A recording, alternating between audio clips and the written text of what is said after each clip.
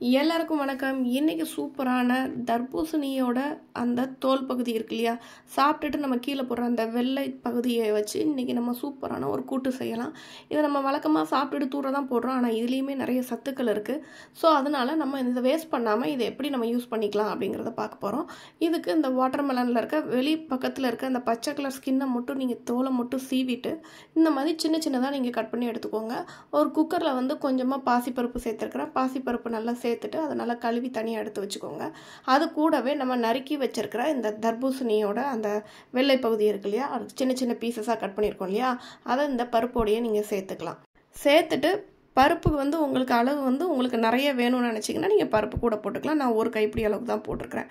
சேர்த்துட்டு அது கூடவே ஒரு தக்காளி பழம், பெரிய சைஸ் தக்காளி பழம் ஒன்று, ஒரு 4-5 பூண்டு பல், ஒரு 5-6 சின்ன வெங்காயம், இவ்வளவும் நான் அதில் ஆட் பண்ணிக்கிறேன். இது எல்லாத்தையுமே ஆட் பண்ணிவிட்டு இதுக்கு தேவையான தண்ணி ஊற்றிட்டு குக்கரில் வழக்கம் போல் நம்ம கூட்டெல்லாம் எப்படி வேக வைப்போமோ அந்த மாதிரி விசில் விட்டு வேக வச்சுக்கோங்க.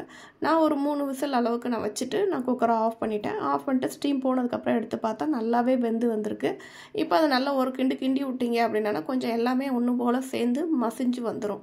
இதில் நீங்கள் பிளெண்டர் எதுவும் போட வேண்டாம், ஏன்னா இது வந்து ரொம்ப மசிச்சிங்க அப்படின்னா அது ஒன்றுமே இல்லாமல் கூல் ஆகிடும்.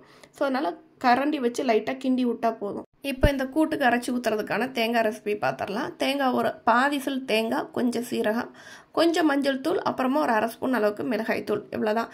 இது எல்லாத்தையும் நல்லா மிக்ஸி ஜாரில் போட்டு நல்லா அரைச்சிட்டு நல்லா தண்ணி விட்டு மையாக அரைச்சிருங்க. இதுக்கு வந்து காரம் வந்து நம்ம போட்டிருக்க இப்போ மிளகாத்தூள் மட்டும்தான், வேறு எதுவுமே கிடையாது. ஸோ இப்போ என்ன அரைச்சி எடுத்ததை வந்து நம்ம வேக வச்சுருக்கிற அந்த கூட்டில் ஆட் பண்ணிக்க போகிறோம். ஆட் பண்ணிவிட்டு நல்லா கிண்டி விட்டுருங்க. கிண்டி விட்டுட்டு இதுக்கு தேவையான உப்பையும் சேர்த்துருங்க.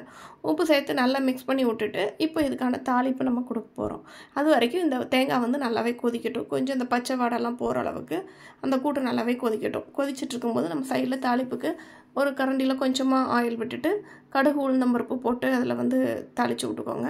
கடுகு உளுந்தம்பருப்பு நல்லா வெடித்ததுக்கப்புறமா இதில் கொஞ்சமாக சீரகம் சேர்த்துக்கிறேன்.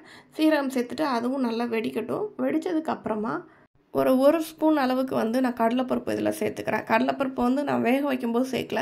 ஸோ இந்த மாதிரி நீங்கள் தாளிக்கும் போது சேர்த்திங்கன்னா அது கொஞ்சம் நடுவில் கடிப்படும் போது நல்லாயிருக்கும். அதனால் கொஞ்சமாக கடலைப்பருப்பு சேர்த்துட்டு ஒரு மிளகா வத்தல் வந்து வாசனைக்கு தான், இது காரம்லாம் அவ்வளோவா இருக்காது.